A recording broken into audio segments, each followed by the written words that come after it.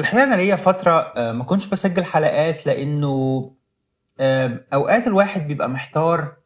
يا ترى إيه موضوع جديد ممكن أتكلم فيه؟ أوقات الأفكار ما بتبقاش حاضرة قوي، أو مش بلاقي أفكار حلوة ممكن أشوف إن الناس ممكن تحبها. عشان كده الحلقة دي فكرت إن أنا هجاوب فيها عن بعض الأسئلة اللي جات لي عن الفريلانسنج، ومن خلال الحلقة دي هحاول إن أنا أكررها كل فترة. فياريت أي حد عنده أسئلة عن الفريلانسنج، في حاجات بالنسبة له محيرة، في موضوعات مش فاهمها قوي، في نقط معينة كده مش واضحة، يبعت لي الأسئلة دي وأنا هحاول إن أنا أخصص حلقة كل فترة أتكلم فيها عن الأسئلة. وكمان أي حد عنده اقتراحات لموضوعات يسعدني إن هو يشاركها معايا، وأنا هحاول أجهزها وأتكلم عليها. ويمكن نقطة تاني كمان ان انا حابب جدا ان انا استضيف ناس عندها خبرة فريلانسنج واشتغلت. فلو انت اشتغلت فريلانسنج وحابب انك تشارك خبرتك مع الناس، يا ريت تتواصل معايا، وانا هكون سعيد جدا ان احنا نرتب ونسجل حلقة مخصوصة مع بعض نتكلم فيها عن خبرتك وانت اشتغلت فريلانسنج ازاي واتعلمت منه. طيب، السؤال النهاردة اللي هركز عليه الحقيقة، لان ده لقيت ان هو سؤال مهم وناس كتيرة بيجي على بالها. في حد بعت لي بيقول لي انا جربت مرات كتيرة جدا وفشلت باستمرار. حاولت كذا مرة ان انا اجيب شغل فريلانسنج معرفتش. يا ترى ايه الغلط اللي انا بعمله وازاي اقدر ان انا انجح؟ طبعا خلينا نمسك الموضوع كده بالراحة. اولا، كونك حاولت كذا مرة وما قدرتش تاخد مشاريع، دي مش معناها ان انت فشلت. كل فكرة بس ان انت لسه ما قدرتش تبتدي او لسه ما قدرتش تحط رجلك على الطريق الصحيح. طيب، انا طبعا يعني ما اعرفش بالظبط انت عملت ايه، ما اعرفش ايه المواقع اللي اشتغلت عليها، فخلينا ناخدهم كده خطوه خطوه. اول حاجه مهم قوي انك ترجع وتبص على البروفايل اللي انت عملته على موقع الفريلانسنج اللي انت قررت تشتغل عليه. هل البروفايل ده مكتوب كويس ولا لا؟ هل حاطط صوره شخصيه ليك واضحه وبروفيشنال ومشجعه تخلي العملاء تفكر ان هي تتواصل معاك، ولا ما اهتمتش بالحكايه دي؟ كمان مهم قوي تقرا البروفايل بتاعك، او حتى ممكن تديه لحد تاني يقراه، يدور فيه على اي اخطاء، يدور فيه هل اللغه اللي انت بتتكلم بيها عن نفسك واضحه، هل الجرامر بتاعها مظبوط، هل لغتها مفهومه، ولا ممكن يبقى الكلام اللي انت كاتبه الناس بتقراه فبتحس ان هو ما هواش بروفيشنال قوي، فبالتالي بتبعد عنك. حاول تبص للبروفايل بتاعك بعين فيها نقد شوية، وشوف بالظبط ايه اللي ممكن يتصلح فيه. هل محتاج توضح مهاراتك اكتر؟ هل محتاج تتكلم اكتر عن انجازاتك او عن اللي انت بتعرف تعمله بالظبط، او تبقى محدد. مهم قوي انك تعمل الخطوة دي كأول حاجة. تاني حاجة مهم قوي انك تبقى محدد انت عايز تشتغل ايه بالظبط. يعني احيانا في ناس بتيجي تتكلم معايا، فبقول له طب وانت بتعرف تعمل ايه؟ قول لي اي حاجة، انا عايز اشتغل اي حاجة، المهم اعمل فلوس. الحقيقة الطريقة دي مش بتوصل لاي حتة.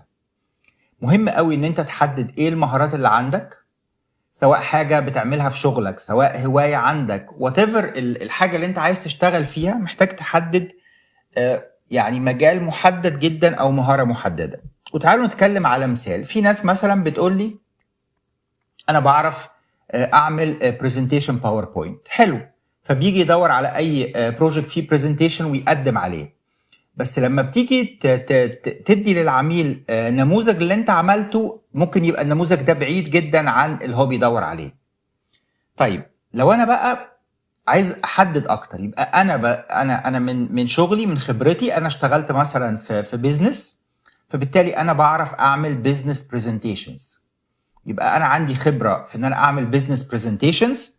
دي بتديك نقطه اعلى من مجرد ان انا بعمل برزنتيشن عادي، ممكن يكون بتاع اطفال، بتاع عيد ميلاد، بتاع مدرسه، حاجات عامه. تمام. كمان لو الانجليش بتاعك كويس، لو بتعرف تصمم الديزاين بتاع البرزنتيشن بشكل احترافي، كل ده هيديك نقط زياده.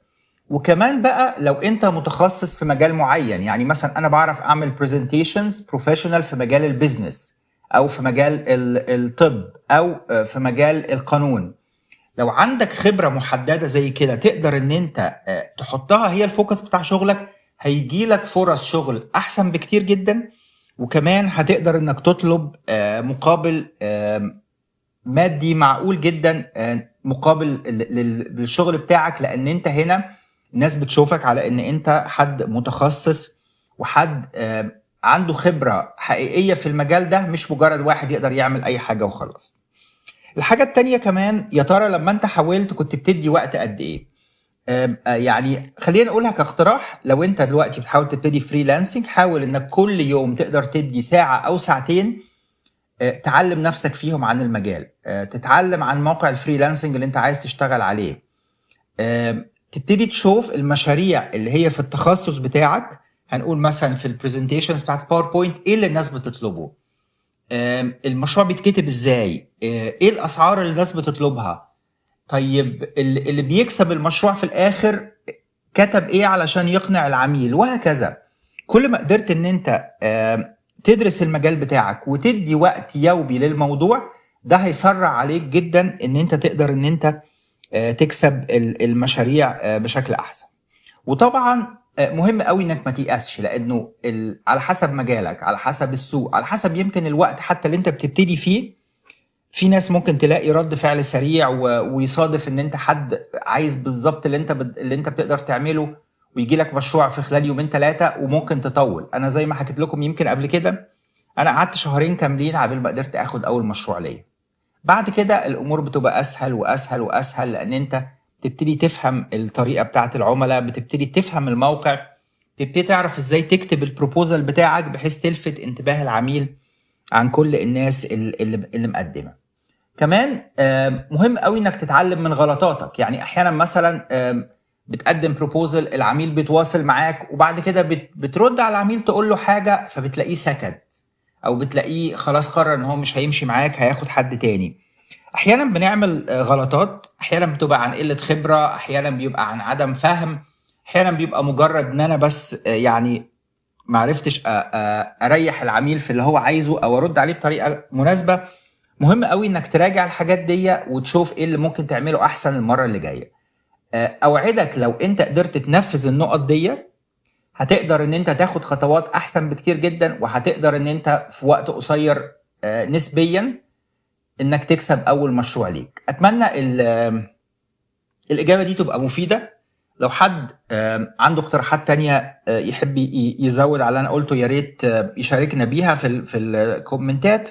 واتمنى لو انت مهتم ان انت تسمع الحلقات اللي فاتت، لاننا غطينا موضوعات كتير جدا. النهارده الحلقه ال20 من البودكاست، اتكلمنا عن اكتر موضوع قبل كده. لو انت لسه بادي هتلاقي كتير فيهم مفيد ليك. احب دايما اسمع تعليقاتكم، احب اعرف ارائكم، احب اعرف ايه موضوعات تانية محتاجين نتكلم فيها، وهحاول على قد ما اقدر ان انا اعمل حلقات بانتظام طول الوقت. اتمنى لكم كل التوفيق، واشوفكم في حلقة جديدة من بودكاست اسرار الفريلانسنج مع ماندو. شكرا لكم.